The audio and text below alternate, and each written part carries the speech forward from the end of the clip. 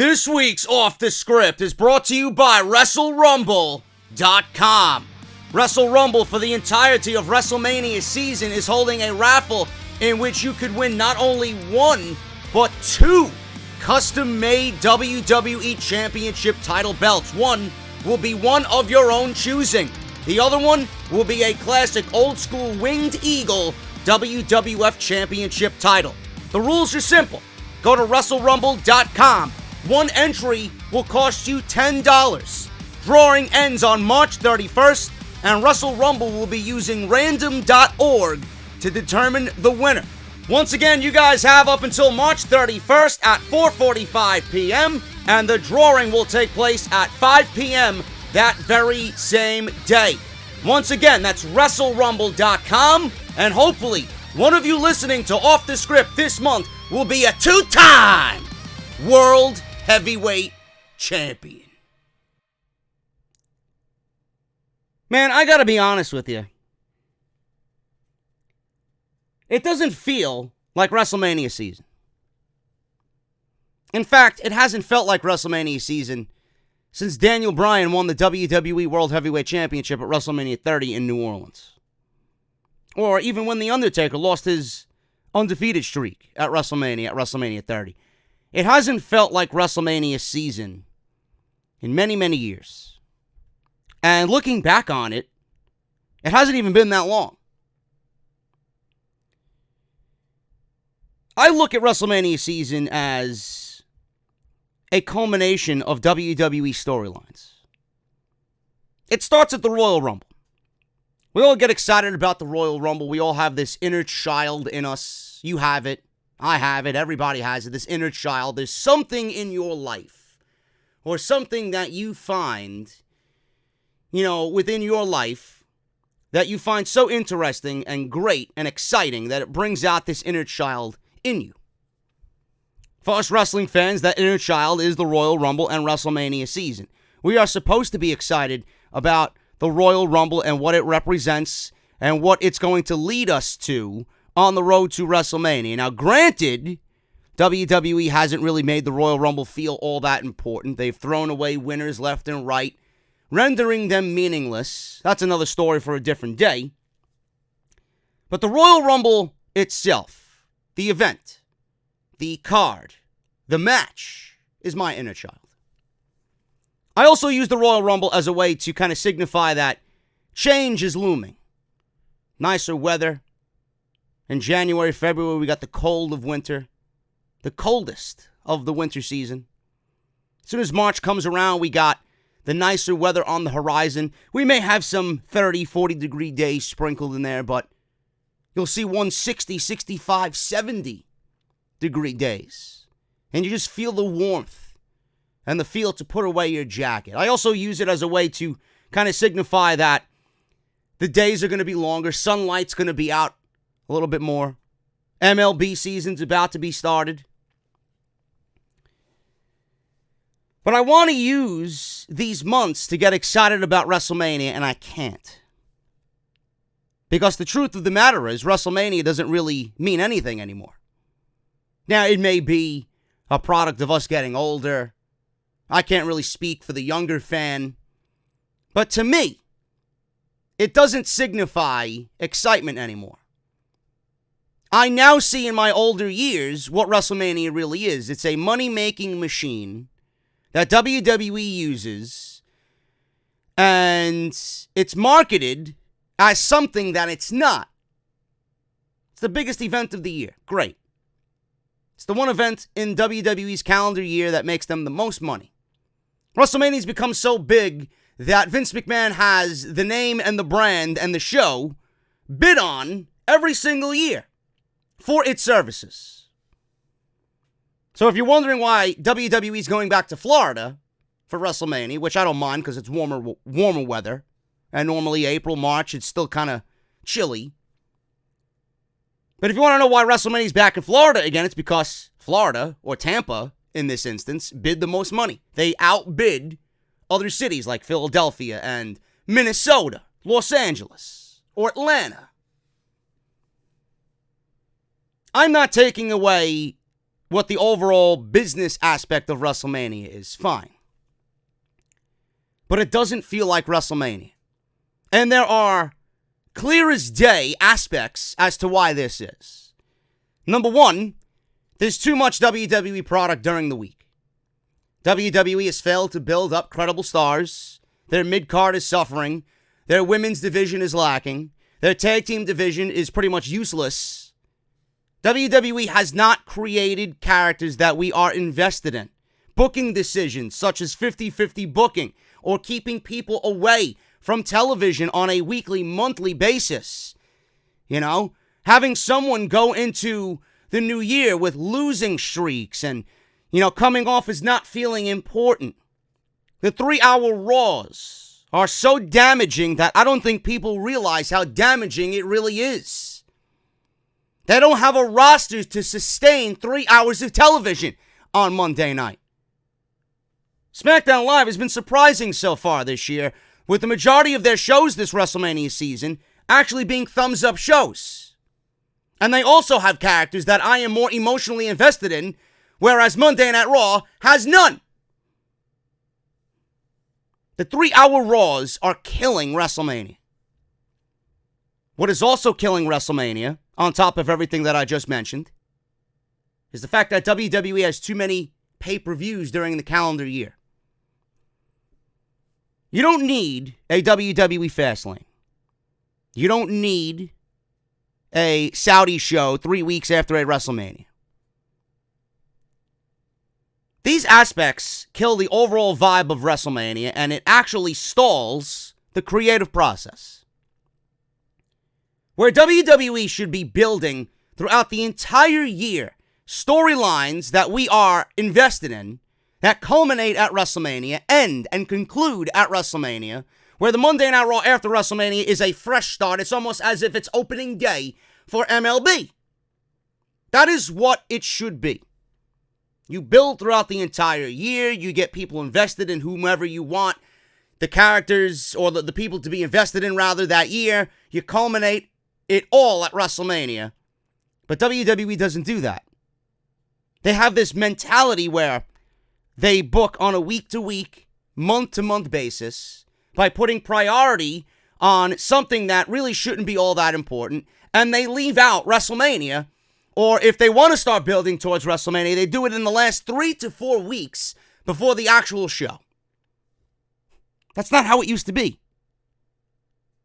Where WWE creative is writing for an Elimination Chamber and writing for a fucking Fastlane pay-per-view. All of that effort that you put into those shows should honestly be going towards WrestleMania. Now, the Elimination Chamber, I can stand. I don't mind the Elimination Chamber. But Fastlane? All the weeks that you had to build towards Fastlane, you could have put all that effort into building towards WrestleMania and making WrestleMania seem all that important. Or is it the fact that WWE creative writing is not capable of writing for 8 to 12 weeks? They need that stopgap in between. I don't know what it is. All of these things add up to a point where WWE is now looking at a WrestleMania card that is not even half full yet, with 3 weeks left to go. This is the biggest show of the year. I don't give a shit who you are or what you think the WWE is or what the process is or how difficult it is, or you're not there, you don't have the wherewithal or the capability to say what you say because you're not in the trenches. Fuck that. It was done like that before. Why isn't it done like that now?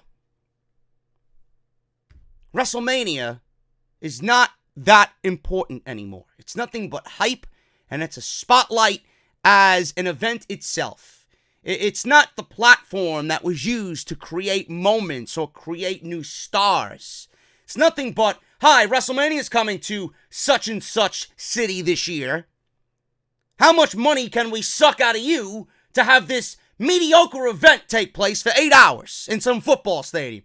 That's all it is. That's all it is. That's not exciting to me. Look up and down the card for WrestleMania this year. How many matches are you genuinely excited about that have been announced? 1, 2. On an 8-hour show, 1 or 2 matches. So that means we got to sit through 7 hours of garbage to get to 1 hour of WrestleMania quality matches.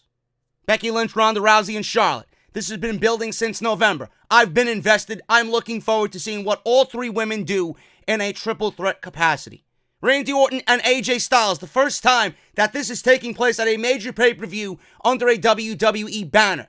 There's nobody watching SmackDown Live that did not get excited about what those 2 men said and did promo-wise on SmackDown Live. That is going to be a marquee match. That actually brings me back to how I used to feel about WrestleMania, because WrestleMania was about putting big star against big star just for the sake of it. And these are 2 full-time guys. AJ Styles is a full-time guy. Randy Orton's a full-time guy. This is a major match with major names behind it with no titles on the line. That reeks of what WrestleMania should be. Kofi Kingston, something that fell into WWE's lap. There's nobody watching me that can convince me that this was the plan going into 2019. It wasn't. It wasn't. I don't mind Kofi Mania. I am all for it. But the simple fact of the matter is, you're going to have a WWE Championship match at WrestleMania that literally fell into your lap about a month ago, and this is your WWE Championship plans for WrestleMania? What does that tell you about the creative writing? It means that they didn't have any plans going into WrestleMania. Never mind from when Survivor Series ended or when SummerSlam ended. They didn't have any plans at all. At all.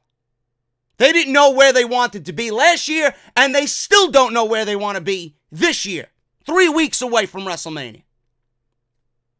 The Undertaker's not there anymore. John Cena is not really there anymore. WWE's hyping a Kurt Angle match, which I'm terrified for, because God knows what they're going to do with Kurt Angle. They might end up putting him in a match, a retirement match against Baron fucking Corbin. WWE doesn't have title matches for the Revival, the Usos, Asuka. The list goes on and on, folks. Finn Balor lost the IC title. There's no IC title match at WrestleMania. Like I said, the list goes on and on. These are things that should be thought of well in advance, and WWE has not done that.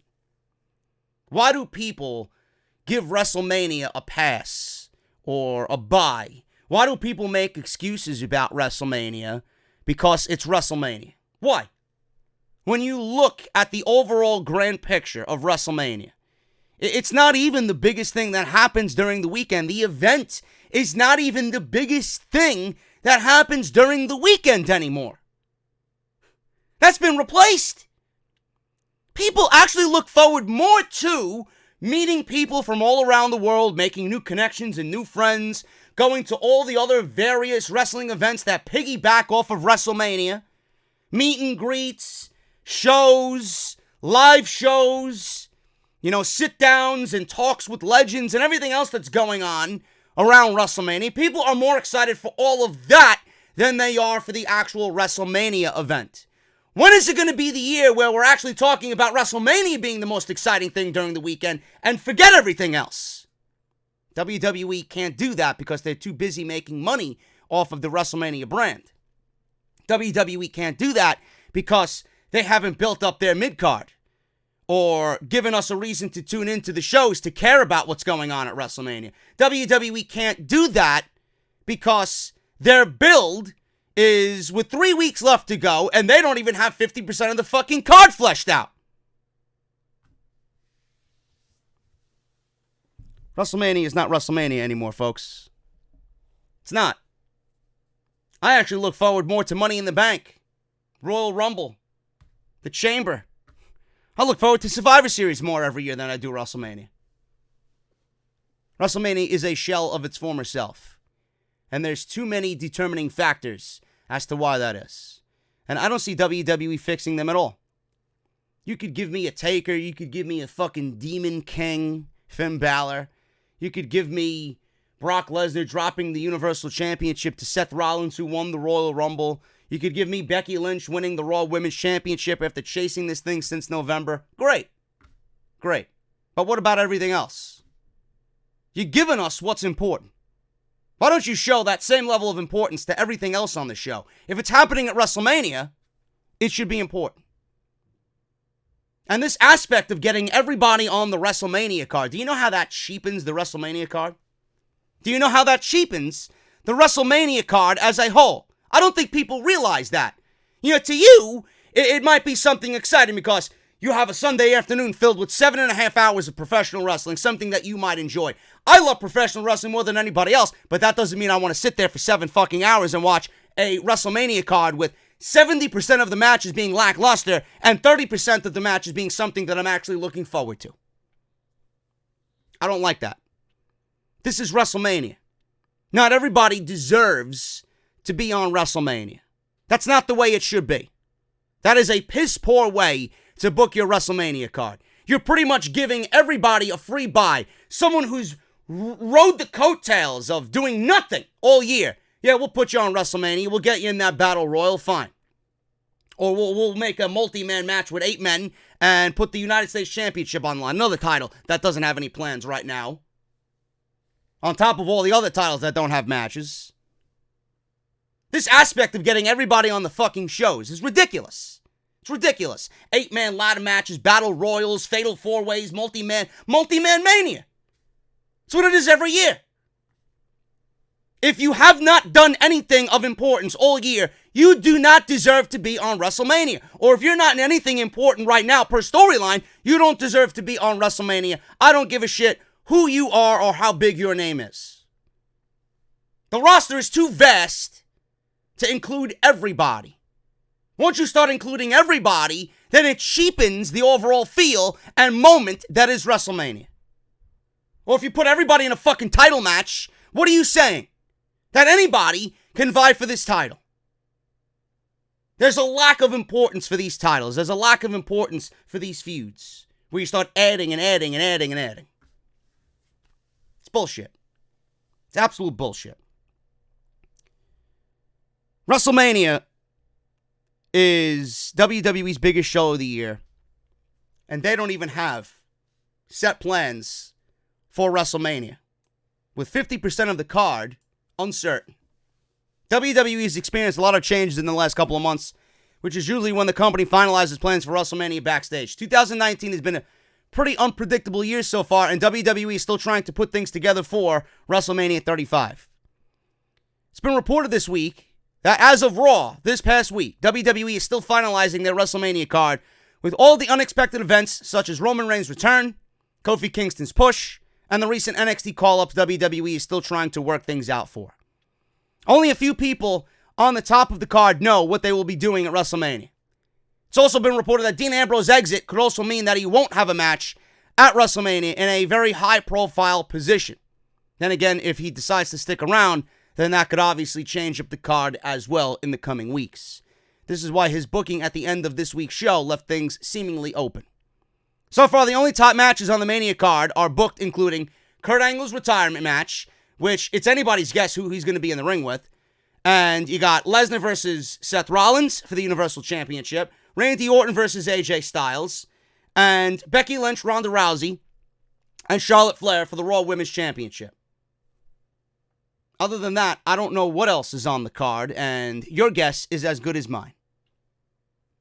The company has a direction for a few matches, but nothing has been set in stone for a majority of these matches, most of them including title matches. I don't know what's going on. We have those matches right there, those 4 matches, Kurt Angle's match being one that we don't know who he's going to wrestle.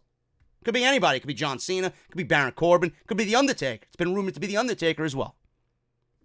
John Cena is supposed to be rumored to be back. I don't know who he fights. It could be Kurt Angle. Could be Kurt Angle. Heard reports about the Demon. We'll talk about that today as well. The Demon King advertised for WrestleMania. What do you do with Finn Balor as the Demon King? They obviously took the IC title off of him for a reason. Could it be something that I brought to everybody's attention back in January? We don't know. But what about the Raw Tag Team titles and the SmackDown Tag Team titles and the SmackDown Women's Championship and the Intercontinental title? And the U.S. title. All these titles have nothing going on. Now, if we look at the overall scheme of what WWE has shown us on television, the Raw Tag Team titles could be Aleister Black and Ricochet versus The Revival, which I wouldn't mind. Give those guys 20 minutes and let them go. You look at the SmackDown Live Tag Team titles. The Usos and the Hardys. The Hardys have been lobbying for a match with the Usos. Make it a ladder match. Make it a ladder match. Or if you don't want to make it a ladder match, give me a great contest between two of the best teams of all time. A ladder match for the US title should be good. Samoa Joe, R-Truth, Andrade, and Rey Mysterio. All guys have honestly gone back and forth. Unpredictability there with the US Championship. Put it in a ladder match. I think people would like to see that. What about Asuka? I'm hearing rumors of Asuka now in a triple threat match with Mandy Rose and Sonya Deville.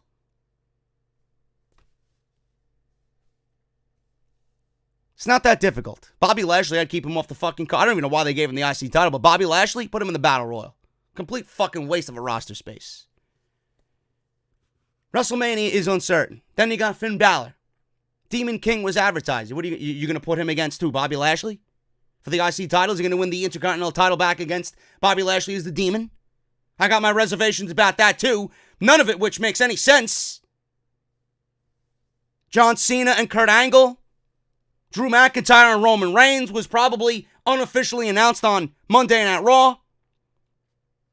There's so much unpredictability and so much uncertainty with everything that it's a damn shame that they're treating this as if it's a fucking Battleground pay-per-view or an Extreme Rules pay-per-view. I would understand that you don't have plans or you're kind of confused about what you want to do during a B-level pay-per-view, but WrestleMania? 3-hour Raws are a detriment. The fact that WWE has not made anyone stand out as a true superstar at all during the calendar year hinders WrestleMania even close to being important. The pay-per-views on top of pay-per-views, just too much content that waters down everything else, including WrestleMania. All of this shit adds up. The uncertainty that is a WrestleMania card should not be a thing. It should be a year-long thing that gets you from point A to point B. And everything in between is what you're trying to tell that's going to culminate at WrestleMania. Why is this so difficult? Or like I said, WWE just doesn't have the resources or the brain power to come up with storylines that last any more than 2 weeks, 3 weeks, up to a month. They take it 1 month at a time because they are not smart enough and they are not talented enough to think long-term, 6 to 12-month planning. I don't know how you guys feel about WrestleMania, but that was the one thing I wanted to talk about in the open here, man. WWE still uncertain about the majority of the WrestleMania card. And with 3 weeks left to go, your guess, like I said, is as good as mine about piecing this card together, which ultimately, right now, if you really want to think about it, could result in about 14 to 15 matches at WrestleMania. I don't know who's going to be excited about that, but I know I won't be sitting there, and I don't feel sorry for any one of you who are actually going to WrestleMania. I'll be home with my pajamas on and a nice cold beer, and I'll be sitting with my iPad taking notes, laughing at all of you as you're experiencing another non-WrestleMania moment. This is Off the Script 265 Part 2. We got a ton of WrestleMania news today, including WWE now possible spoilers for all their title matches, WWE taking immediate steps to phase out Kurt Angle, and WWE reportedly has not made a decision about John Cena's WrestleMania opponents, Rey Mysterio's likely role, all this plus so much more, including the Demon King being advertised on WWE's Twitter account as a possible appearance for WrestleMania. All that plus so much more right here on the podcast. Don't go anywhere. We'll hit the introduction, and I'll see you guys in a little bit.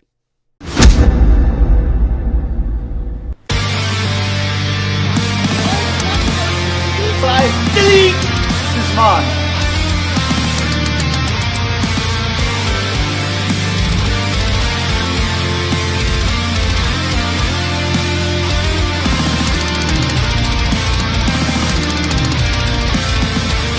Alive with people still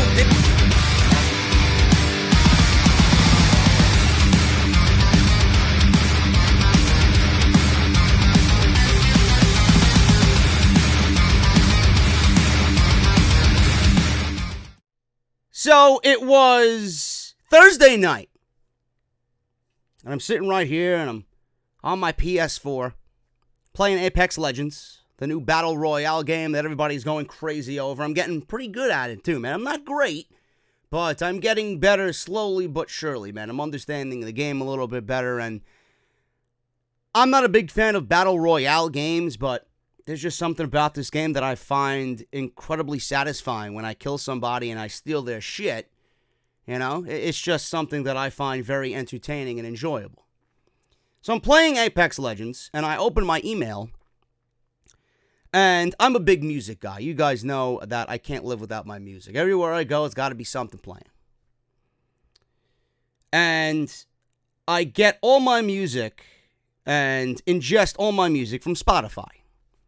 Now, back in the day, we all had the illegal downloads. Everybody did it. It's how we used to get all of our music, because we refused to pay overpriced nonsense for CDs and music and all this other shit. And I used to take all those downloads and I put them on my iPod. And since the iPod pretty much now is irrelevant, I pay Spotify X amount of money for a premium service, and I get any music I want, anytime, on or offline, and no commercials. There's no ads.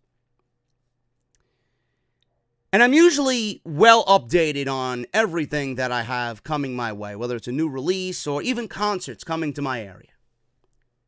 So I open my email, and I see this email from Spotify. I'm thinking it's just like another new releases email. You know, the bands that I'm following on Spotify, they'll send you an update on who's got new music coming out. I open this email, and it says, "Thank you for being a premium member.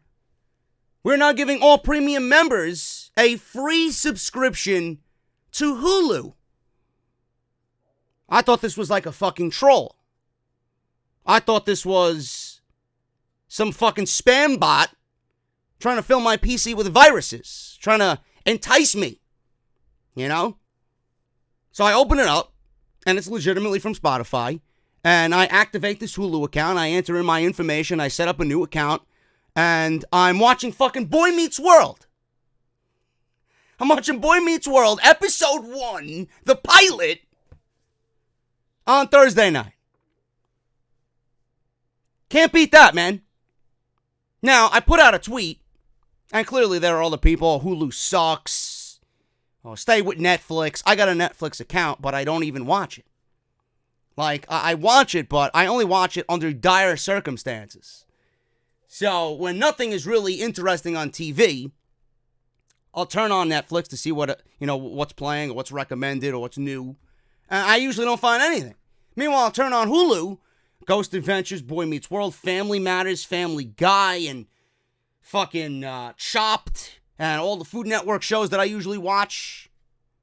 Can't beat that, man. Plus originals and movies. Now, Netflix might have better originals, but I think Hulu is more aimed towards what I like to watch than Netflix is. So, we'll see what happens, man. I don't know. I found that to be very, very, just out of this world, man. I found it to be a highlight of my week.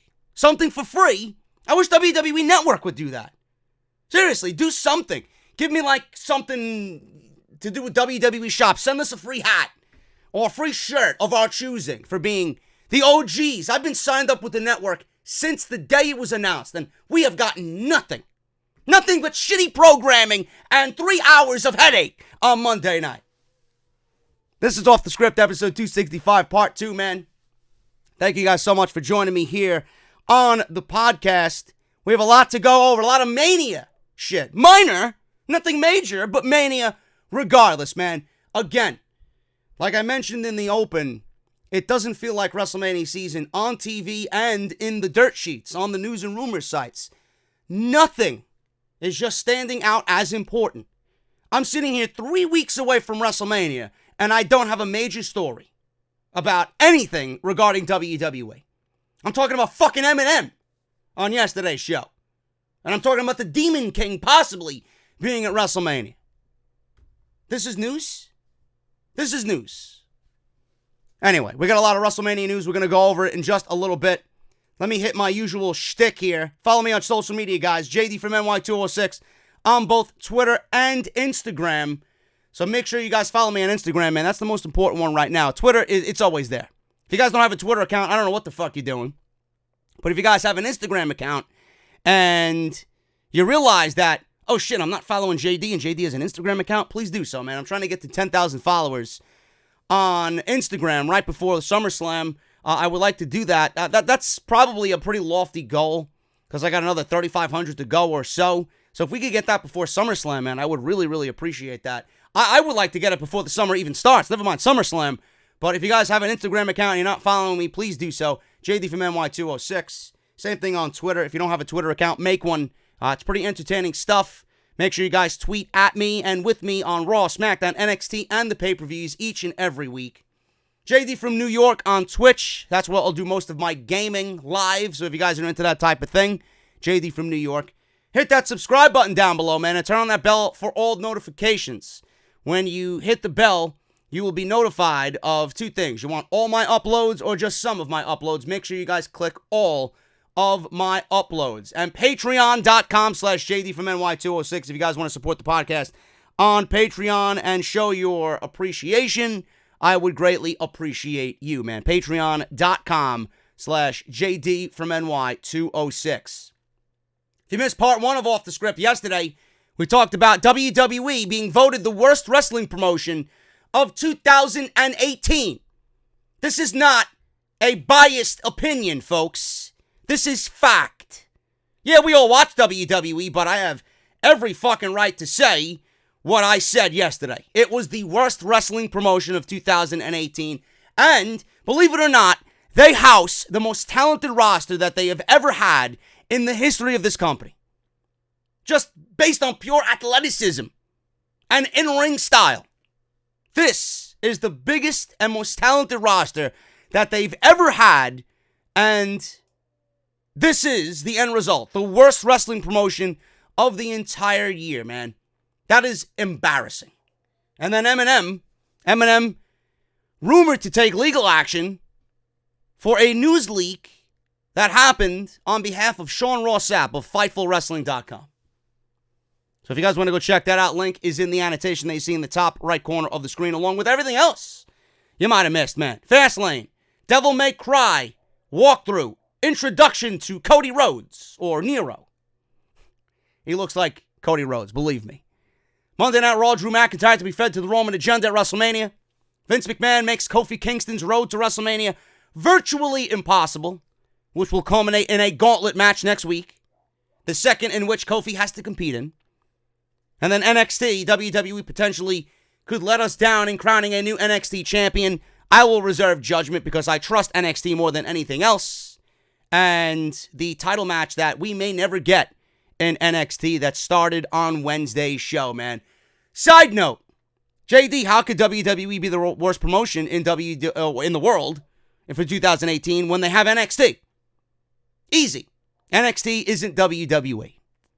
They don't fail to, keep that a secret. They don't mention NXT on Monday Night Raw, SmackDown Live, ever. They've done it a little bit more with the call-ups of Black and Gargano and Ricochet. But NXT isn't WWE. And the WWE superstars even say that too.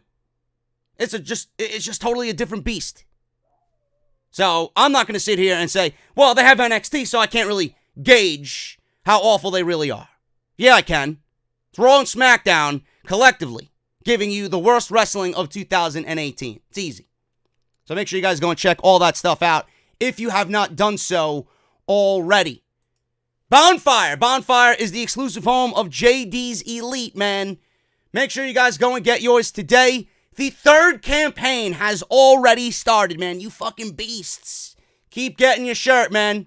I know tax season is coming up. What I want you guys to do is get that money from Uncle Sam and go buy yourself a beautiful new JD's Elite t-shirt. Bonfire.com. Link is down in the description of this very video.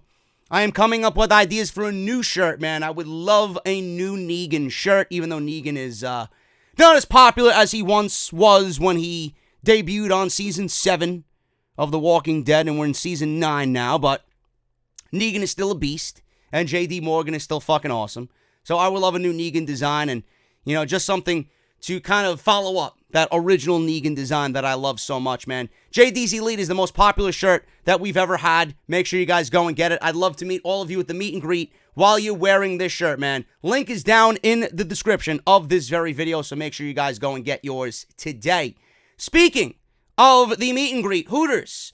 JD from NY meet and greet from 1 to 4 p.m. April 5th, 2019. That's a Friday right before NXT TakeOver New York. Come and hang out at Hooters of Manhattan, 155 West 33rd Street, New York City, right across from Madison Square Garden, man. I will be there, and if you guys want to be there, if you're going to be in town or if you live in the city right now, make sure you guys come on out. It's going to be a good time, man, and I will give you plenty of time to get over to the Barclays Center. If you are indeed attending NXT TakeOver New York, you guys can take an Uber, a Lyft, or get on the 4 or 5 train. It'll take you right to the Barclays Center. Not that long of a train ride from Manhattan and Madison Square Garden. So make sure you guys come on out. RSVP is down in the comments of this video. It will be pinned at the very top. Let me know if you could make it, man. Go there and RSVP and let me know if you guys can make the meet and greet, the off-the-script meet and greet at Hooters, 155 West 33rd Street, New York City, right across from Madison Square Garden, April 5th, 1 to 4 p.m. Mania Crawl. Mania Crawl has reached out to me, man, and they are doing their 6th iteration of Mania Crawl this year in New Jersey. I believe it's in Hoboken, New Jersey, WrestleMania Sunday, and it's all for a good cause, man. They will be supporting Connor's Cure. So go to maniacrawl.com if you guys want to get in on that. It is absolutely free. Obviously, there's an age restriction, 21 or older, because you guys will be bar crawling.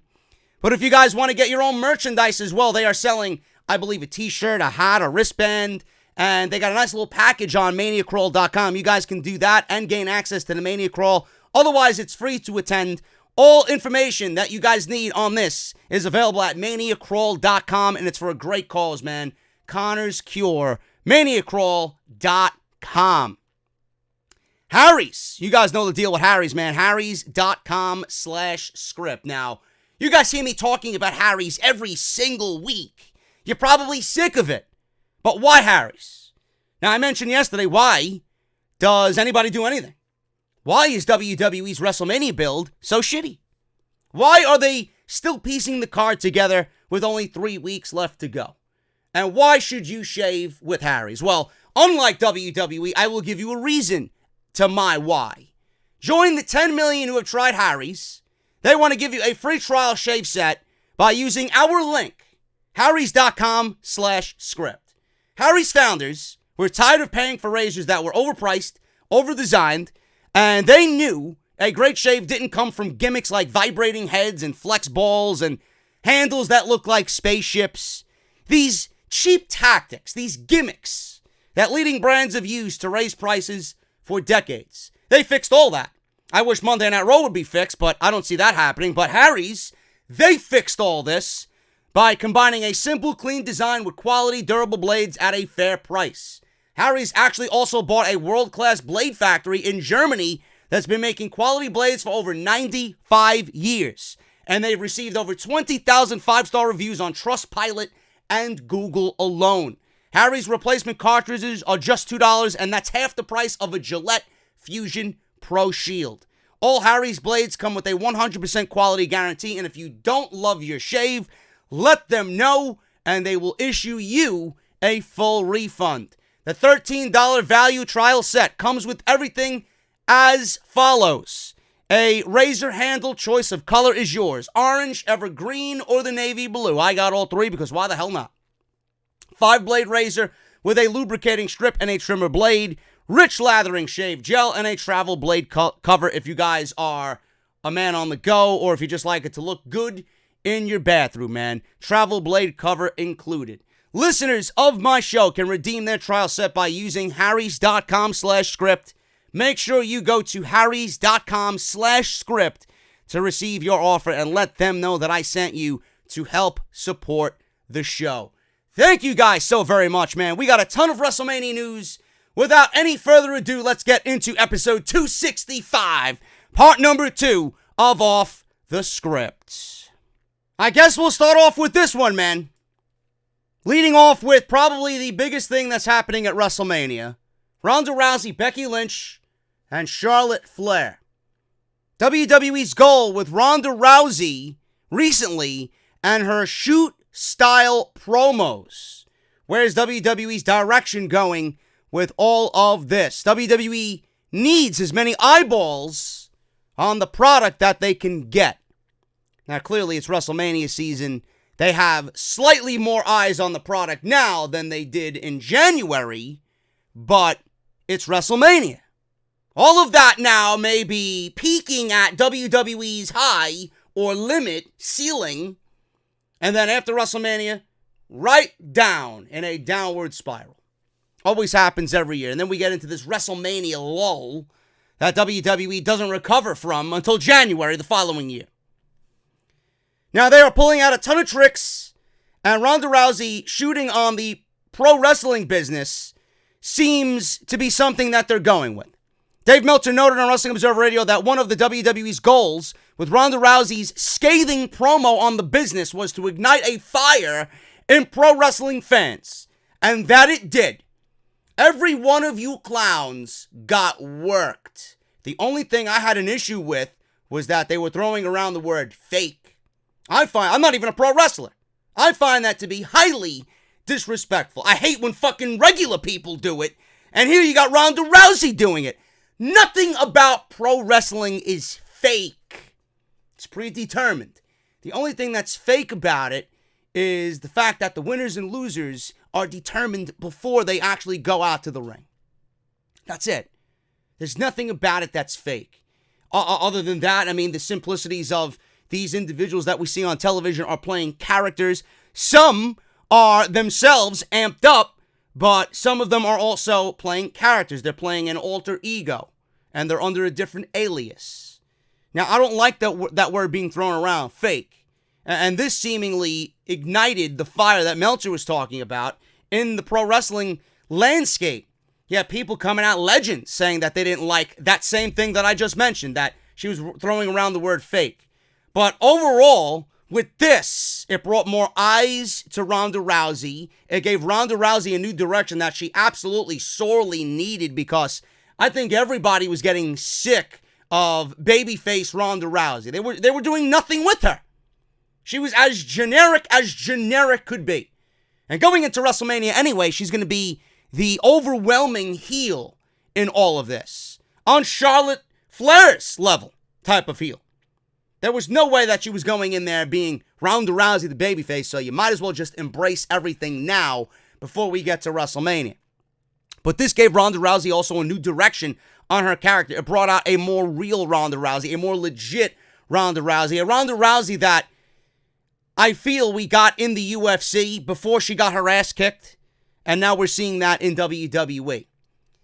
And I don't like the word fake being thrown around for obvious reasons that I just mentioned, but also, they mentioned this on social media, and Ronda called Becky Lynch's armbar fake. How fake is it going to be when that's going to be more than likely the ending of the match, with Becky tapping out Ronda to this fake armbar? When she's tapping out, is it going to be fake? So they didn't really cover all their tracks or bases with all this, and they just had Ronda Rousey go out there, seemingly unscripted, and I don't know if this was okayed by WWE. I don't think so.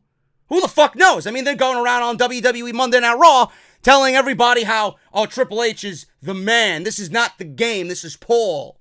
And how I'm here to honor not only Ric Flair, but the man behind the Ric Flair character, Richard Fleer. So they're not really hiding anything. They're not hiding anything. And Triple H's recent comment on Monday Night Raw with Batista coming out with the security guards.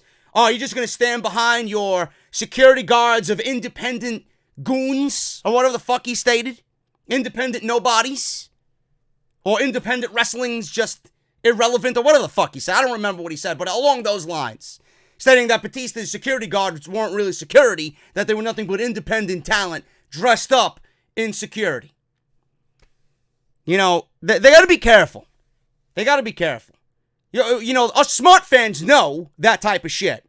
But you don't really want to bestow that upon the regular viewer. Or the fucking 8-year-old sitting in the crowd. Daddy, what is she talking about? Mommy, why is Triple H saying that they're fake security? you that, then I gotta tell my son, right? If I want to tell my son what's fake and what's real, I'll do it at my own discretion. I don't need you, the product that we're paying to see, for you to tell me that we're watching fake material or everything that we're watching is fake. It's just a bad message. It's really a bad message. Now, Meltzer says, I think that's one goal. I think the bigger goal is to get people outside of wrestling talking about Ronda Rousey in the main event of WrestleMania, and we're not sure what's happening. And it's Ronda Rousey who is a pretty big public figure, and get ESPN talking about it and things like that. End quote. It was also noted that the idea is not to get David Arquette publicity. I don't know what that means, but apparently it must mean David Arquette has been in the news lately for reasons that I really feel sorry about. Unfortunate incident where he got fucking busted open in a death match, apparently. I think that's what they're talking about. Or he tried to do that, or went about something that he really shouldn't have, or didn't have any business being in, or that he shouldn't have done at all because it's just completely unsafe to get attention or any positive spin to his brand. Now, WWE is trying very hard to get the public to pay attention. They are likely going to close out WrestleMania with Ronda Rousey, Becky Lynch, and Charlotte Flair. So people, the WWE want the people to question whether she is actually going to shoot on her opponents or not. I understand that, but you got to go about it in the right way. Now, some fans and WWE superstars were livid at Ronda Rousey's promo where she said the WWE isn't real, it's scripted. This exposure of the business is the kind of thing that used to get people beat up in the locker room or worse, but they never dealt with Ronda Rousey in the territory days. It's also the reason why Talking Smack was canceled. That's the one thing that pops off immediately. Vince McMahon canceled Talking Smack because he broke that fourth wall.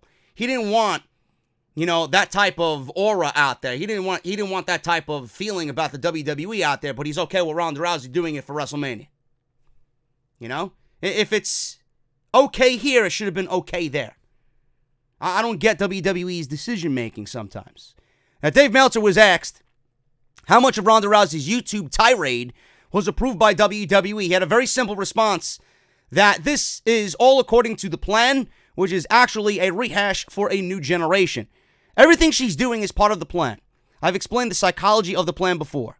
It's the 180 version of the same thing that they tried to do with LT, Lawrence Taylor, and Bam Bam Bigelow, and other companies like New Japan and UWF that they did in the past. Sometimes it worked tremendously, sometimes it did not. End quote.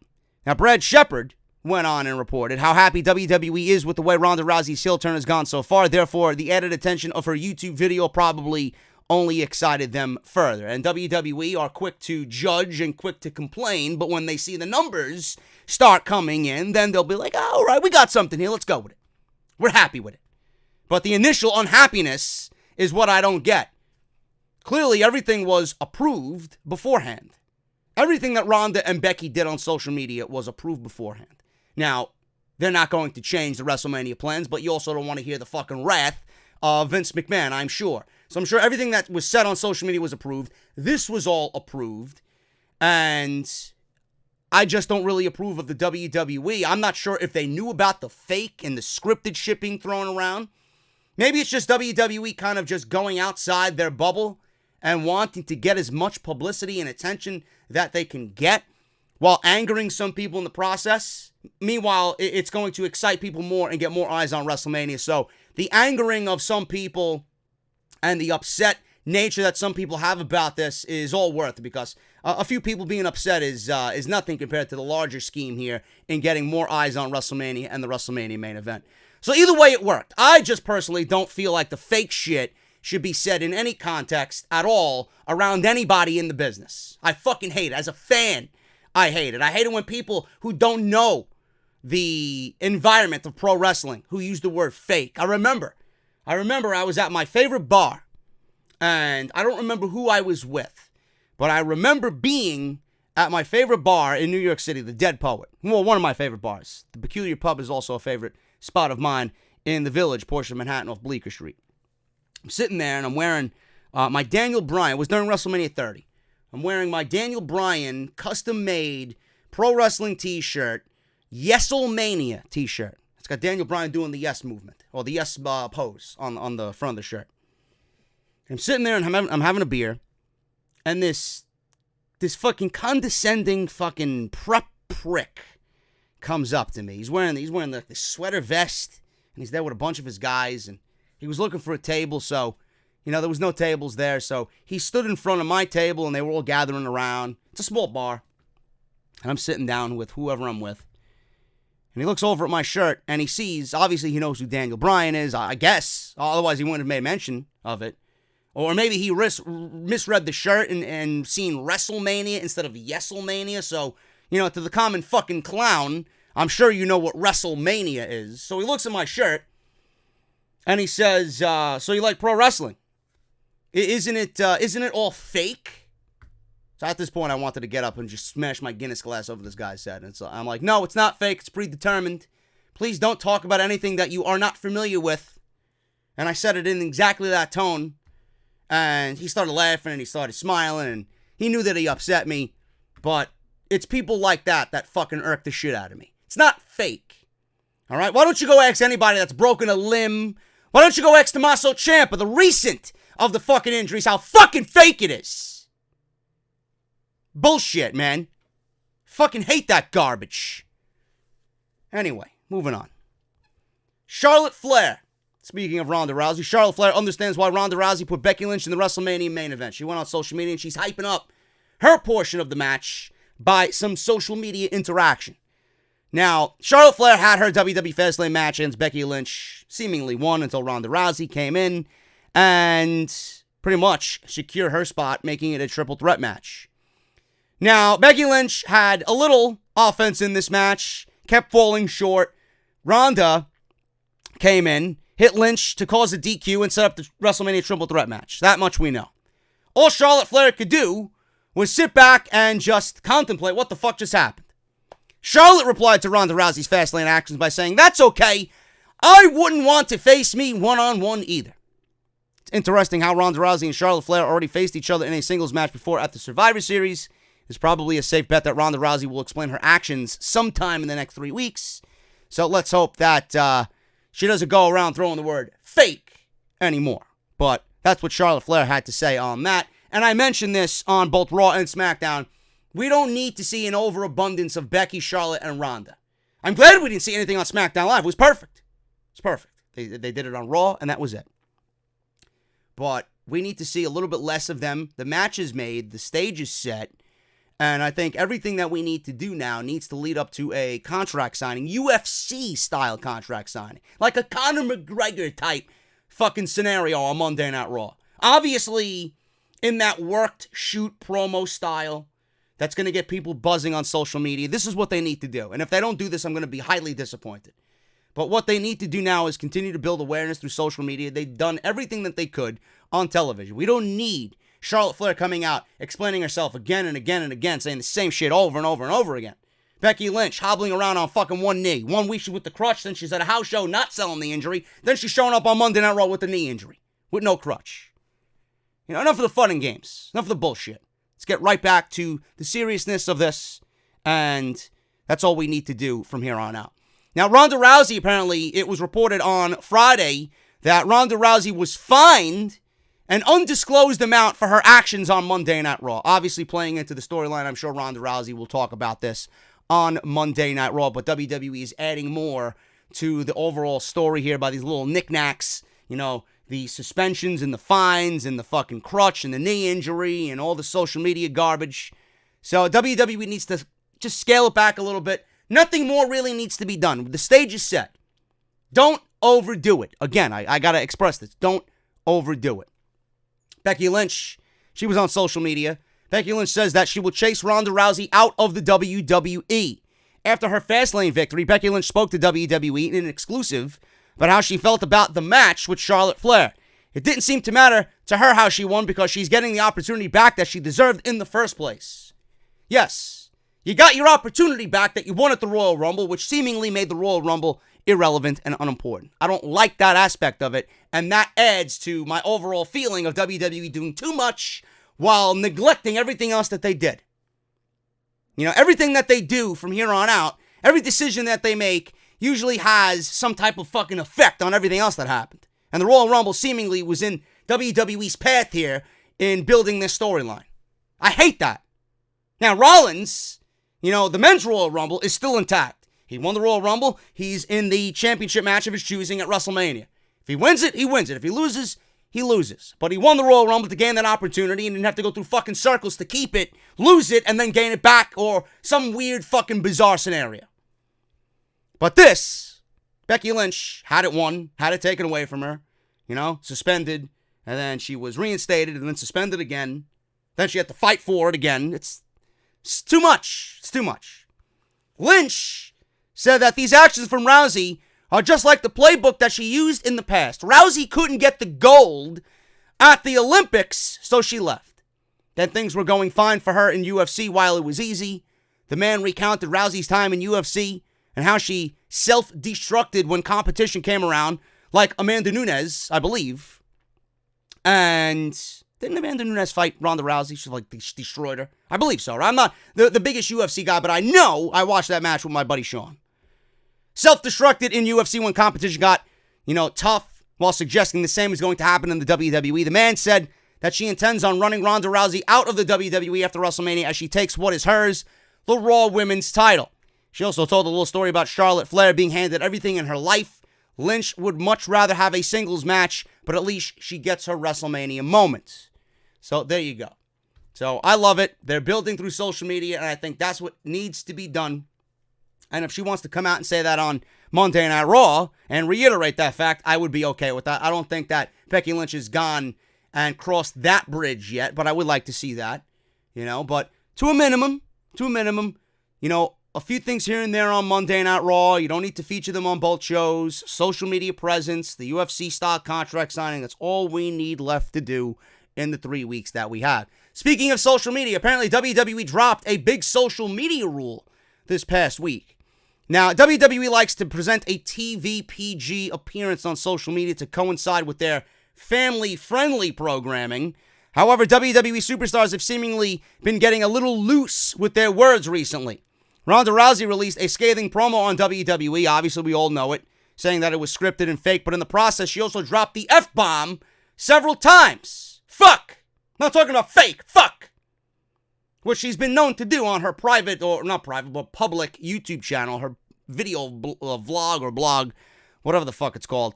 Some WWE superstars were wondering if they are allowed to now swear on social media, and apparently it's not a huge issue anymore. I'm waiting for someone to blow this out of proportion and really abuse this leniency in the rule. So, it hasn't happened yet, but I expect it to happen at some point. Luke Harper made his long-awaited return to the WWE at a house show on Saturday night. Early the next morning, he tweeted out, "Today was a tremendous fucking day." Obviously, he didn't spell out the entire word fucking, but he put F, and then he used some weird symbol and spelt out the rest of it. A tremendous fucking day. As if he bleeped it out on social media, but we know what he said.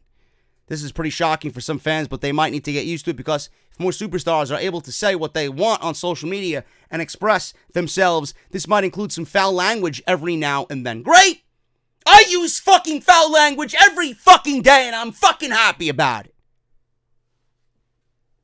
Backstage news on WWE on why they've been cutting back on scripted promos. Some of you may have noticed that WWE has made changes to the overall presentation of wrestlers' promos on TV in recent weeks. Ronda Rousey, Becky Lynch, and Charlotte Flair are doing promos that seem to be more reality-based instead of something a writer would come up with. Now, Dana Brooke's promo on Raw also came off more real and was based on her real-life frustrations about her spot on the roster. That doesn't mean I cared, but obviously she felt a certain way and she tried to translate that through a promo on Monday Night Raw. The Randy Orton AJ Styles segment on SmackDown Live was also rooted in reality, even though both guys are friends in real life. The changes have been refreshing to see because it's easier for wrestlers to get themselves over when they can use their own words during promos to get their feud over. We might see more of this in the future. As noted by Dave Meltzer in the Wrestling Observer newsletter, the company believes that the reality-based promos have been a success because people are buying that Ronda Rousey is an enemy of the fans and the business because of the things that she said about the wrestling product being scripted.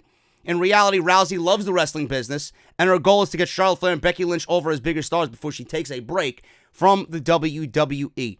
I don't know why this is now a thing when this has been a thing that's been wanted by everybody for many, many years, including Jericho, X-Pac, and Jim Ross, and Steve Austin has made mention of it several fucking times on the Steve Austin show. This is a great thing. I don't know what changed, but I'm hoping all the new faces in WWE Creative have had a helping hand in this, or Bruce Pritchard has had a helping hand in this and got to Vince McMahon's ear about what needs to change, and this was one of the things that needed to be changed. They cannot go out there and sound like robots. You can't do that. You can't do that. WWE has so many creative writers and so many producers, right? I don't think this is the case because all I hear is how chaotic it is backstage and there's no planning for these shows. There's last minute changes here and there. It's all over the fucking place. You got 30 fucking writers.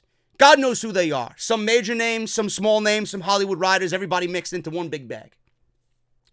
I would hope that WWE doesn't rely on these people who are not familiar with these characters, have them write promos for these guys. Because it's going to sound completely, just fake. It's going to sound disingenuous. It's going to sound forced. It's going to sound something that's completely unnatural and we don't believe what they're saying. And I wish that, or I hope at least, that WWE has taken a certain group of guys in the back and sat them down with a creative writer, and this is the end result. How do we want to attack this? Where do we want to go with this? How can we make it feel even bigger than what the match is going to present it to be? This is great. And every single person that I know of in and out of the community knows that if you add a dose of reality into these promos or a storyline, that fans are going to pick up on it and they're going to be more invested in it because this is a real life thing and people love drama and they want to attach themselves to what is going on. They know that it's a scripted program, but they want to live vicariously through these characters and these storylines, and they want to just dive into this pool head first and be on the journey. And they're more apt to do that if it's based on something that is a real life issue brought to life through storyline. Everybody loves that. Take what is happening in real life and enhance on it on the TV program, and that is going to generate more interest, more buzz in the end via social media or news outlets. And it's going to catch this tornado of whatever's going on. It's going to be a tornado effect and people are going to pick up on it. I love it. I absolutely love it. This is what needs to happen and it needs to remain that way. Now, whether they're just doing this for WrestleMania season remains to be seen. Hopefully this is a thing going forward. But I like when someone comes off in a more realistic tone. I don't like when they go out there and they have to, stop and think about what they have to memorize and then spit it out, and they don't mean anything that they're saying. This is fantastic for the WWE as a whole, and it has been refreshing. And we are quick to act and state our opinion on a Randy Orton AJ Styles segment like we seen on Tuesday more quickly than we are a random fucking Dolph Ziggler promo that we know is fucking scripted. I love it. I didn't care for Dana Brooke, but the Randy Orton AJ Styles segment on SmackDown Live, it came off beautiful. There was no memorizing anything. They harped in on real life.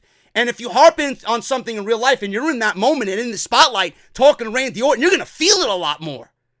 You're going to live in that moment. No matter if you're best friends with him or not. You're going to channel all that shit. You're thinking about what you want to say, and real emotion's going to come out instead of fucking memorizing something from some 20-year-old fucking Hollywood goon who don't know jack shit about this business. That's what needs to be done. And you've seen the emotion on AJ Styles. You've seen the emotion on Randy Orton when they started talking about that shit. Because that shit, no matter how good of friends they are, that shit still is here. And when it's here and it's expressed, it's going to come out all that much better. That needs to remain a way that WWE writes their promos. I don't give a shit what they got to do. Get people to sit down with these guys, go over exactly where they want to go with this, script it in their words instead of using verbatim that these guys don't use. Sit down with the character, understand the character, and relay their words and thoughts to paper and have them go out there and be themselves. That's what needs to happen, and I'm glad WWE is doing back. They're cutting back on these scripted promos, and it's only going to make the overall aspect of the show better. It's one minute aspect of the show that needs to be changed, and hopefully WWE starts changing other aspects of the show that desperately are in dire need of changing. What I want you guys to change is how you're keeping yourself entertained during your weekly routine. You like that transition? I know, I'm a beast. But really, how are you guys keeping yourself entertained on the train ride to work? Or the bus ride home from work? Or if you're in your car and you don't take public transportation, how are you sitting there while you're stuck in 2 hours worth of fucking city traffic? Are you listening to music? Are you listening to everybody blow their horns while you're sitting there agitated and fucking annoyed that you're sitting in traffic because nobody can drive? Or are you consuming music or podcasts, or better yet, audiobooks? Audiobooks are just like podcasts, man. They're filling the void right now in everybody's lives.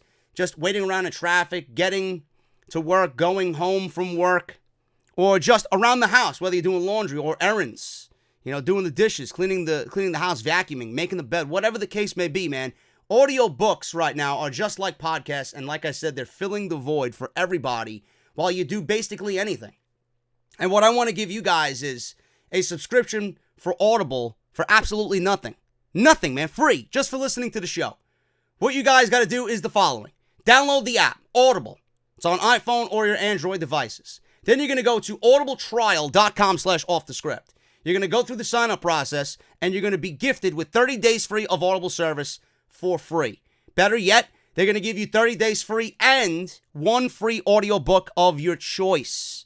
Over 200,000 choices to choose from. Whatever you have wanted to listen to, more than likely it is featured on Audible.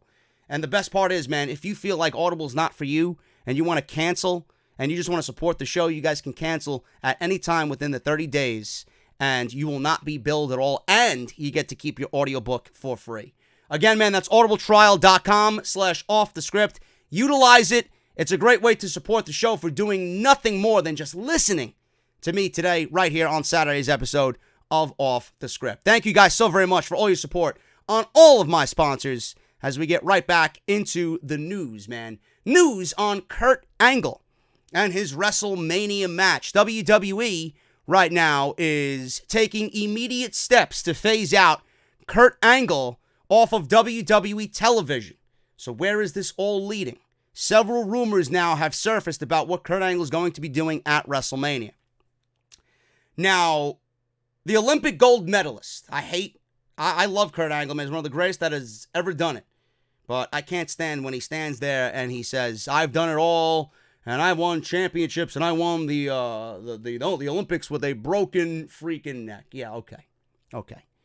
The Olympic gold medalist has wrestled recently, and it's been terrible, and he has overstayed his welcome. I love him, but he's overstayed his welcome. I love The Undertaker, too, and I would be okay without seeing The Undertaker ever wrestle again.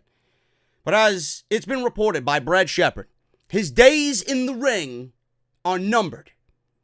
I wish there were other people on Monday Night Raw whose days were numbered as well. Now, there is a new report that WWE is taking immediate steps to phase Angle out of his in-ring role. Raja reports that WWE had thought about pairing Kurt Angle with John Cena at WrestleMania. But those don't appear to be the plans anymore. Uh-oh. What does that mean, folks? There really isn't a long list of people who could wrestle Kurt Angle and have it be meaningful at WrestleMania. Now, as for what WWE's intentions are for Angle, he could fit nicely into a backstage position in the company after he hangs up the wrestling boots. Now, for those wondering about his future with the WWE if he's not wrestling, as per a company source, the plan has been extended to Kurt with other contracts offered to him where he would be transitioned into a backstage agent and fit that type of role backstage. Now, it was also noted that some in the company feel like WWE botched Angle's return as well. He should have become an in-ring performer before retiring to accept a role as an authority figure. Obviously, the company did that in the reverse order. WWE usually operates in the reverse. This is what they do, so I'm not surprised by that whatsoever. Now, everybody's talking about John Cena and Kurt Angle at WrestleMania. Well, WWE reportedly has not made a decision about John Cena's WrestleMania opponent either. Now, John Cena is fully expected to be at WrestleMania this year, but he won't have much time to prepare for a match. He's shooting a movie in Canada until April 1st. Now, Cena could start an online feud and confuse his millions of followers by jumping in on the recent trend of shooting worked angles online. That might not be his style, though. John Pollock of Post Wrestling reported that WWE is still narrowing down John Cena's WrestleMania match. At this point, he might be on the short list to face Kurt Angle, but that is not set in stone yet. Another person he could have a quick match with would be Elias. Now, I don't want to put that out there into the universe because I could very well see that being the case. Everybody's interfered with Elias segments on Monday Night Raw, and John Cena has nothing to do. He could just miraculously show up at WrestleMania and interfere in Elias' segment, and it wouldn't be special at all because we've seen these two wrestle already. And we've seen John Cena interrupt Elias already. And why have something that happens every fucking week with Elias on Monday Night Raw at WrestleMania? If you're not going to do Elias and The Rock at WrestleMania, then Elias shouldn't be there. He shouldn't be there. Battle Royal. He's been presented as nothing, then he should get nothing. WWE doesn't see him as a big star, so why the fuck would you put him in a major WrestleMania moment or segment like that? And you're going to waste John Cena on that? I could think of 5 other things I would rather John Cena do at WrestleMania than be in the ring with Elias. Fucking ridiculous. John Pollock goes on to say this, and I quote, "One option could be Elias if Cena is just coming in for something quick with low expectations. There's also the question of how available Cena is to do any television before Mania, considering he's in the middle of shooting a movie. Based on television, it feels that Cena should do something with R-Truth. After all the references, maybe they can attack Elias and rap together." End quote. No, you're not going to do that. You're going to go get revenge on the guy who took R-Truth's title, Samoa Joe. That would be what you do with John Cena. Now, this entire situation could be avoided if Lars Sullivan, or could have been avoided if Lars Sullivan was able to carry through with WWE's original plans. I think that is so far gone now that whatever WWE has for John Cena will be better than whatever he had planned with Lars Sullivan. You never know what could happen at WrestleMania, so Cena right now doesn't have a WrestleMania opponent. Or does he? Because Cena is quite the troll on Instagram. Cena and Kurt Angle obviously share a history together. Cena emerged into the WWE with the ruthless aggression gimmick after walking up to Angle and punching him in the face. That match resulted in a victory for Angle, but Cena might want another shot 15 years later. Plus, over 15 years. John Cena and Kurt Angle share this history together, and it would make a perfect WrestleMania match for Kurt Angle and John Cena that will not require John Cena to do much of anything. The story is in the video package that I'm sure WWE would beautifully put together. Now, Cena made plenty of fans lose their minds when he posted a picture on his Instagram, which you guys can go see, of a young Kurt Angle. This could be seen as a challenge, or he could just be trolling everybody and just playing around on Instagram as well, but he's been known to do this. Cena is known to post pictures on Instagram with literally no explanation. The fact that Kurt Angle has this big match coming up, and he named John Cena first when he was asked who his opponent could be, makes this situation all the more interesting. Now, if you're fleshing out a WrestleMania card, and you really want to maximize what you got right now with 3 weeks left to go, honestly, where does Cena fit into the overall scheme of things? He doesn't fit into the United States Championship, even though Samoa Joe called him out. That could be saved for SummerSlam. That could be reserved for SummerSlam, if you really want to do that. Because right now, Samoa Joe's issue is with R-Truth, Rey Mysterio, and Andrade, as they've all been feuding, all 4 of them, for the United States Championship. How does John Cena fit into that, outside of a mention of R-Truth in a promo, or a mention from R-Truth, rather, in a promo, and a mention from Samoa Joe in a promo? It doesn't have to be at WrestleMania. Samoa Joe could retain the title. There's this thing about champions retaining the title. Now, it might not be the direction that we anticipated for the United States Championship, as we wanted Andrade and Rey Mysterio, but now we got R-Truth in there, who's a viable good hand. And Samoa Joe has championship gold around his shoulder. So why not do all four in a ladder match for the United States Championship? Bring some awareness to the United States Championship. You got four guys in there. R-Truth I'm including in this because he's a good hand. You know? Four guys who could bring some level of importance to the United States Championship. Cena doesn't need to be in that. Cena doesn't need to be in that at all. That's how you maximize your WrestleMania card. If you put John Cena in a match with Samoa Joe, based on what has been said, what are you going to do with Andrade? What are you going to do with Rey? What are you going to do with Kurt Angle? Now, the other mention that I did bring across to everybody was maybe Finn Balor. I don't see the Demon going up against, the Olympic gold medalist at WrestleMania. I don't buy into that. I'm not interested in that whatsoever. I could do so much better with Finn Balor. And there's no history there. It's just a dream match. I would rather WrestleMania be about the closing of this chapter for Kurt Angle. And there's no better chapter to be written than going up against the guy that you beat in his first match, and you doing that same thing 15 years later and have it be your last match against the same guy. I mean, it fucking writes itself, man. Do they need for me to take a fucking hammer and smash them over the head to have any common sense? It makes sense. I'm not interested in it, but when you want a WrestleMania moment, that is a WrestleMania moment. And there's no better person for that type of moment than John Cena. The United States Championship is that. We got it. Cena and Angle. That is that. His retirement match. What do you do with Balor? We'll talk about that in a little bit.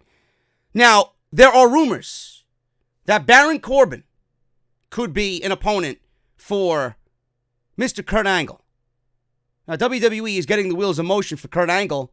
There are a few possibilities, Balor being one. The Undertaker was brought to the table as well, but I don't think The Undertaker wants that type of match. And John Cena. It's a very short list. Baron Corbin is another one of these possibilities. The Wrestling Observer noted that the storyline guy would be Baron Corbin. This makes sense because it was Corbin who ran Angle out of his job as Raw General Manager when Angle was removed from the position. Therefore, Kurt Angle could be looking to get some retribution. What the fuck does Kurt Angle have to do with the Raw GM position now? Who cares? You're making it about the Raw GM position over Kurt Angle's fucking career? Who gives a shit who ousted him from the Raw General Manager position? This is about your fucking life. How does Baron Corbin factor into anything revolving around Kurt Angle outside of a fucking worthless storyline that they were forced to put together because they had nothing else on Monday night? Over John Cena and the historical meaning of John Cena and what he means to Kurt Angle's career. Again, I don't care about the match. I don't give a shit how terrible the match is. But you want a WrestleMania moment and you want to make sense of the remaining pieces that you have for WrestleMania? That is it. That is it. I don't want to see a history-making moment go down the drain because WWE wants to finish up a fucking Baron Corbin storyline. Hey, Baron Corbin doesn't even deserve that shit either. He doesn't deserve that type of moment. What the fuck has he done? I don't even know who Baron Corbin is. Why is he still dressing as the Constable? Is what I want to know. Why? What happened to the Baron Corbin that we used to know? When he had the long hair. I like him the way he is now, but it seems like he shed his entire persona. I don't know what the fuck he is or who he's trying to be. I remember down in, I believe it was during one of the NXT takeovers, they filmed him and he was going around buying skulls for his apartment and he was listening to fucking heavy metal. He was showing up at the Revolver Metal Awards. Who is this guy? Who is Baron Corbin? And why would you make the WrestleMania card so fucking terrible with a Baron Corbin Kurt Angle match? How does that resonate to anybody as being WrestleMania? Man, they're fucking clueless. If they don't go with John Cena, they are fucking clueless. Clueless. And they deserve every backlash that they get from social media if Baron Corbin and Kurt Angle is his final match. They really do. I don't know what else is going on with that, but I don't know what more of a stance I could take on John Cena and Kurt Angle being the match for Kurt Angle at WrestleMania. Possible spoilers for the top WrestleMania title matches. Brad Shepard noted on the Oh You Didn't Know podcast that with so many babyfaces vying for championship gold at WrestleMania, it is very unlikely that all of them will be leaving the grandest stage with title belts. Now, he says this, and I quote, and I find this hilarious. So we're going to do a game of which one does not belong. He says, and I quote, if people think that Seth Rollins and Kofi Kingston and Becky Lynch are all walking out of WrestleMania as champions, I'm afraid I've got some bad news. I see that as very, very low odds.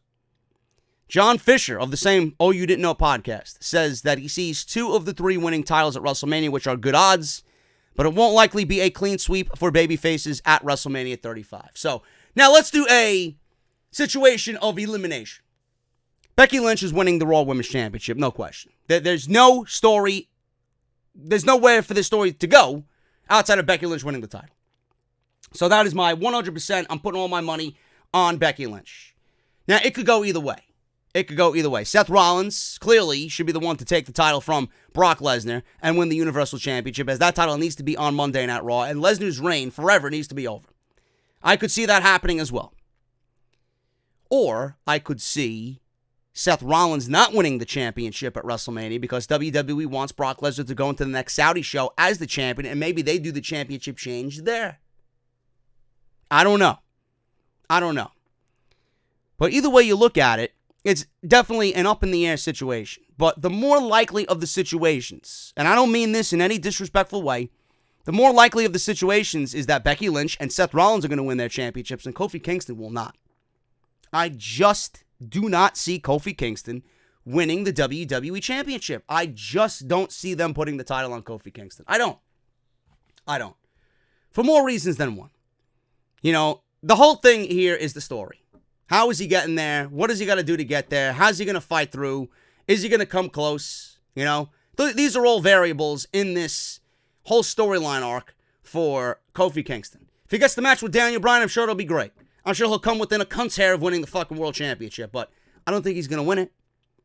And I'm going with Becky, I'm going with Seth, and I'm going with Kofi to lose. That's my prediction there. So Brad Shepard said none of them, all 3 of them, are not walking out with new gold. It's going to be a situation where there's going to be at least one who does not.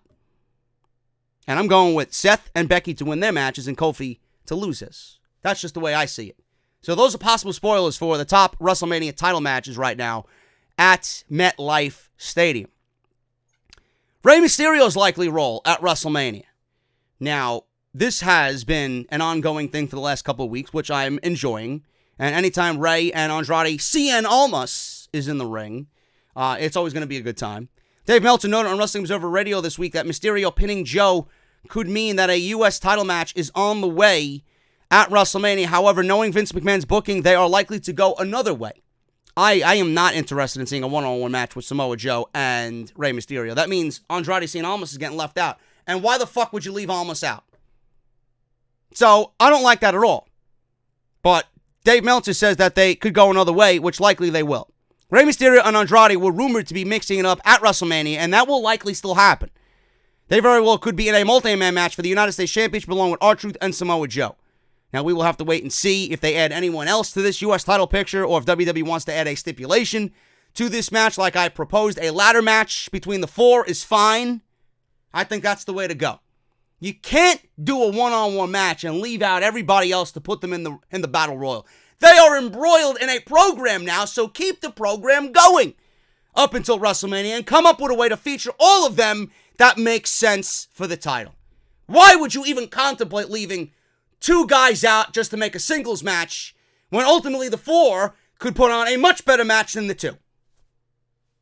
I don't get it. I don't really understand it. Fatal 4-Way is the way to go. If they want to add anybody else, so be it. A Nakamura or a Rusev, whatever. I won't even do anything with them because they've done nothing. Stick to the 4 that have been embroiled in this U.S. title feud and leave it that. Title match, ladder match, done. There you go. You got another WrestleMania match that you didn't have 5 minutes ago. Something that we haven't had for quite some time. I don't even remember the last time we seen Finn Balor as the Demon. It might have been his match with AJ Styles at TLC a couple of years ago. WWE could have big WrestleMania plans for Finn Balor. Now, Finn Balor dropped the IC title to Bobby Trashley this week on Monday Night Raw. And we're all thinking, why? Why? He didn't even beat Bobby Lashley for the fucking title. He beat Lio Rush and had no reign for it at all. There's got to be a reason. And apparently WrestleVotes thinks there is a very good reason why they took the IC title off of Finn Balor. Now, this means that they could have something for him at WrestleMania that is way more important than the Intercontinental Championship, which says a lot. You know, the Intercontinental Championship doesn't mean much, so let's put it on Bobby Lashley and let's give Finn Balor something a little bit more important than the Intercontinental Championship, which right now would only be the WWE Championship because everything else right now doesn't really factor in as being important. WrestleVote says on Twitter, and I quote, "Chatting with a source this morning, one notable quote," and this is coming from someone in the WWE, "I'm figuring they took the IC title off of Finn for a reason. I think they have something for him at Mania," end quote. Now we'll have to wait and see what WWE does with Finn Balor. You never know what could happen, or he could just come to WrestleMania and reclaim the Intercontinental Championship by beating Bobby Lashley. Now, Finn doesn't come out as the Demon anymore. In fact, he does it on such a seldom occurrence that he says he forgets how to do it. However, there is now a big clue to the Demon returning at WrestleMania. WWE released a WrestleMania ad on Thursday, and it featured Finn Balor as the Demon in the ad. And this was on WWE's Twitter account. Now, it's pretty hard not to notice it, and WrestleMania seems like the perfect event for the Demon's return. Perhaps Finn Balor needs to return to the Demon in order to get the upper hand on Bobby Trashley with the assistance of Lio Rush. Or maybe it was another example of one hand not knowing what the other is doing in WWE. Now, I don't think it's that because, I mean, it's blatant as fucking death. I mean, you gotta be a complete fucking blithering idiot not to know what you're doing with this ad if you're gonna include the Demon. It don't even look like Finn Balor. How are you not gonna know what Finn Balor... Yeah, let me put Finn Balor on there and mistakenly put the Demon on there. Get the fuck out of here. It's the other hand not knowing what the other hand is doing. Are you fucking kidding me? That was done there purposely. They know what they're doing. Now, Finn Balor's Demon character has so much better appeal with the younger audiences, clearly, and he looks great. It's a great marketing character. It's a great way for WWE to market the character. I don't know why they haven't done it. Honestly, I don't know why they haven't done it. I feel like it's something that was great in NXT, and they didn't want to use something that they didn't come up with.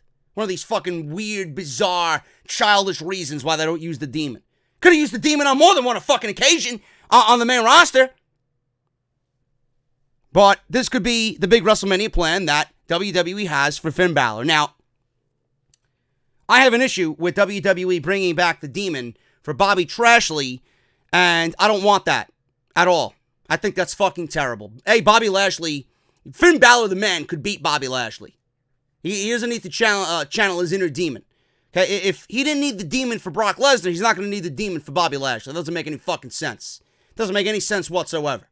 Okay? If they're doing the Demon, there's got to be a reason for it.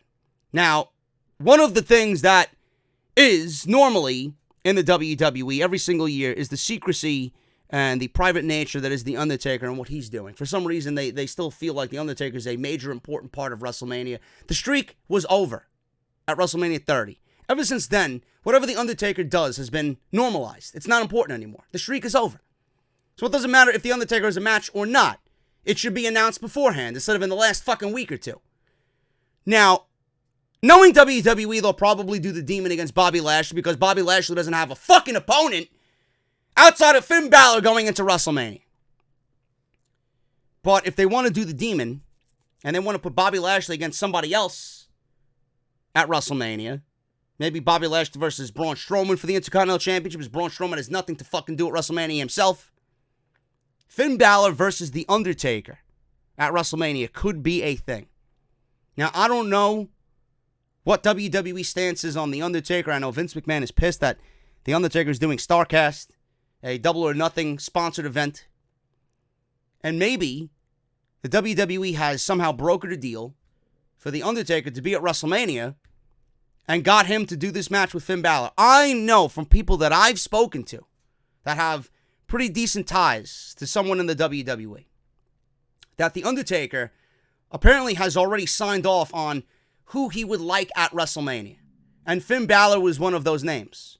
And if Finn Balor is going one-on-one with The Undertaker at WrestleMania, there is no better marketing for this event than the Dead Man versus the Demon. I mean, it sells itself. And I think The Undertaker could really make Finn Balor look good and vice versa in this match. And it's something that I would actually like to see. The visual of it is a WrestleMania moment alone. Look at those two entrances in the same match. It's a WrestleMania moment. Bobby Lashley and Finn Balor is not a WrestleMania moment. We've seen it on Raw. WrestleMania is not Raw.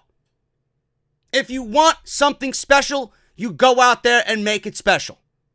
The Demon King versus the Dead Man, or the Phenom, whatever the fuck they want to market it as, is money. That is what I would do with Finn Balor at WrestleMania. And I mentioned this during the Royal Rumble season. I mentioned it. With Balor more than likely not winning the Universal Championship at the Royal Rumble against Brock Lesnar, he lost in 8 minutes. Now, you could come up with a multitude of ways as to why they gave Finn Balor that title match. But clearly they seen something in him to put him in that big position. Well, people were reporting that this was the plan all along. So if you're going to put him in a match with Brock Lesnar, clearly you should put something at WrestleMania with Finn Balor included on that same level of importance. How are you going to go from Brock Lesnar to fucking Bobby Lashley? How? How are you going to do that? I thought Finn Balor was on this resurgence on Monday Night Raw. You're bringing him right back down to where he was in all of 2018. Bobby Lashley is not a WrestleMania moment. Finn Balor as the Demon King versus the Phenom or the Dead Man is a WrestleMania moment. I don't want to hear anybody's fucking complaints. I don't want to hear about The Undertaker being too old. I know. I just said it several minutes ago. How if The Undertaker doesn't wrestle, I would be okay with it. But if you want to make the most of what you got, why the fuck did you take the title off of him? Finn Balor was clearly the right guy to take the title into WrestleMania. So you took the title off of him in the most lackluster way possible. You got something planned for him. It's got to be. It's got to be. Lacey Evans. There's another name that people seemingly throw around on social media as deserving this and deserving that. Meanwhile, she hasn't thrown a fucking punch on the main roster. Goons, I tell you. Goons everywhere. Now, WWE wants to feature Lacey Evans at WrestleMania for more than just a walk-in role where she waves and leaves. She's been wrestling at house shows and improving in the ring while getting adjusted to the main roster. Therefore, the current idea being heavily kicked around is to feature Lacey Evans not in the rumored Asuka match for the SmackDown Live Women's Championship, but in the WrestleMania Women's Battle Royal. This might seem like a big demotion for her to these clouded people with this fucking skewed judgment on social media who think that she deserves the fucking world while doing absolutely nothing for it. This seems like a big demotion from her, or for her, for what? The only demotion that I see is leaving NXT for the main roster. That's the biggest demotion that happened to Lacey Evans. But she'll be at WrestleMania's Women's Battle Royal on the pre-show, which is not WrestleMania. Might seem like a demotion, but there are a few people pulling for her to go pretty far in the match, if not win it. Naomi won the first of its kind last year, and nothing amounted to that. So, good luck on Lacey Evans amounting to anything by winning this useless Battle Royal. Lacey Evans entered the number 1 spot in the Royal Rumble this year and lasted nearly 30 minutes before she got tossed out in her debut. This appearance also included a full ring entrance and a promo during the Big 4 pay-per-view. So, we'll wait and see what happens with Lacey Evans. The rumor right now is Asuka versus Sonya versus Mandy for the SmackDown Live Women's Championship, which is actually a demotion for Asuka. Talk about demotions. As long as Lacey Evans isn't going to be thrown into a title match 3 weeks to go and take the title off of Asuka, man, there'll be a fucking uproar. She doesn't deserve it either. Give me a break. Elias Elias wants to face The Undertaker at WrestleMania, apparently. Yeah, and I'd love to star in a fucking porno with a Bella Danger. You fucking asshole. Are you fucking kidding me? Yeah, I want The Undertaker at WrestleMania. Yeah, so does everybody else. Speaking to WKXQ, Elias was asked about having a marquee match at WrestleMania. There are a couple of people he has in mind. Ultimately, it's up to Vince McMahon, but the idea of Elias facing The Undertaker is certainly intriguing. He says this, and I quote, "Oh yes, I've been on the road. I've landed at WrestleMania, and we're doing it again. This time it's going to be different for Elias. Last year I had a great performance lined up, and it was ruined, so I cannot let that happen again this year. If it was up to me, I would be given ample time to do a full performance. I would play all the instruments that I can play, really show off to the world, and then maybe have an Intercontinental title match and follow that up. Maybe go out there against somebody like The Undertaker or John Cena, he mentions. Anybody that can really top off a great performance. It's really about big stars and big moments. I've had a lot of great moments, WrestleMania, where all eyes around the world are on you. At WrestleMania, I'd love to wrestle John Cena. I've got a lot of issues with that guy. I've got a lot of issues with The Undertaker. I love to take The Undertaker out. I think The Living Truth versus The Dead Man is a great story right there. Those are two guys I have in my sights right now. One way or another, I'd like to get a hold of them right now. Dream big, kids. Dream big. Dream big. Never stop dreaming.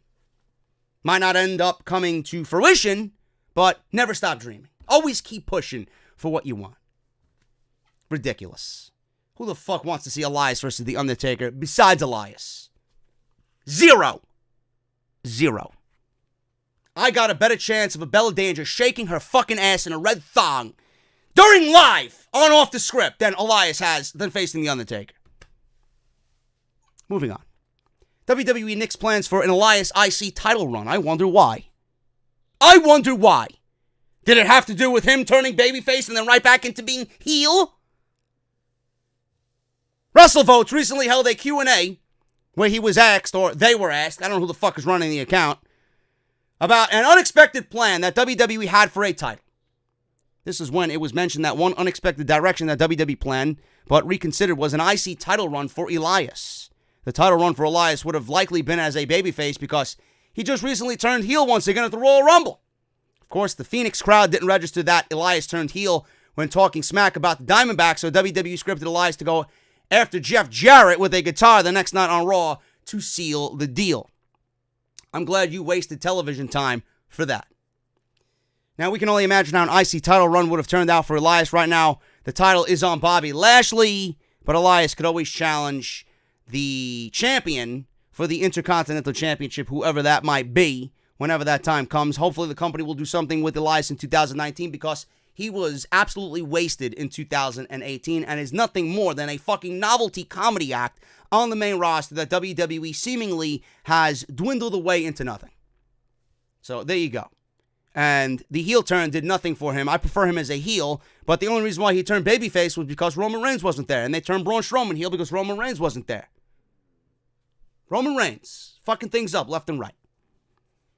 Getting the hell out of here, man. Speculation on WrestleMania 36 and that weekend's schedule.